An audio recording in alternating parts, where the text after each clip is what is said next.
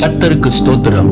இந்த நாளுக்கான தேவ வார்த்தை ஏசாயா புஸ்தகம் 43 அதிகாரம் 2வது வசனம். நீ தண்ணீர்களை கடக்கும் பொழுது நான் உன்னோடு இருப்பேன். இந்த நாளின் தேவ வார்த்தையின்படி ஆண்டவராகிய இயேசு உங்களோடு இருந்து உங்களை வழி நடத்துவார். இயேசுவும் அவருடைய சீஷர்களும் படவில் ஏறி அக்கறைக்கு சென்ற பொழுது திடீரென்று கடல் கொந்தளித்தது, பலத்த சூறாவளி காற்று வீசியது. அப்போது சீஷர்கள் எல்லாம் பயந்து நடுங்கினார்கள்.